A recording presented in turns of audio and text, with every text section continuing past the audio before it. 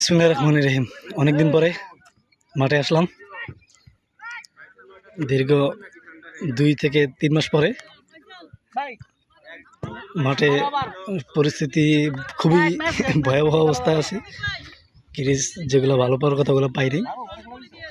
যাক, দেখি আজকের ম্যাচ কী হয়, আপনারা দেখতে থাকুন। বিবি আর কমলাফুল।